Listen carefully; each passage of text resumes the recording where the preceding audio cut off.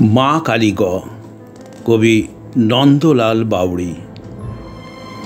মা কালী গ তুই বড় ভালো বটিস মা, তুই বড় ভালো বটিস। তোকে আমার বড় আপনার বইলে মনে হয়। দুর্গা মা, লক্ষ্মী মা আর সরস্বতী যে মার কথাই বল, উহাদিগের বড় পর পর মনে হয়। দুর্গা মার কথা বলছিস? উহার কাছে তো হাবড়াতেই লাইটছি আইস্তক।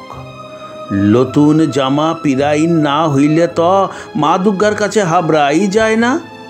নতুন জামা পিরাইন কোনো দিন হয় নাই। তার আবার কুটুম্বিতা। আর লক্ষ্মীমার কথা কি যা বলবো গ, কি যা বলবো। দুবেলা লহু আর ঘাম ঝরায়েও এক বেলাও পেট ভরে না। তার আবার লোকিতা। এবারে শুন সরস্বতীর কথা।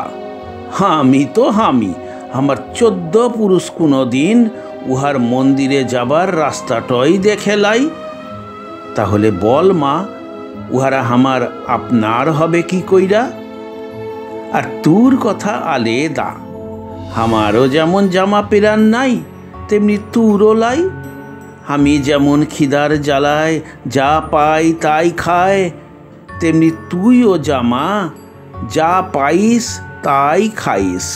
সেই জন্যই তো তোকে আমার বড় আপনার বলে মনে হয়। তুই যা আমার মনের কথা বুঝিস।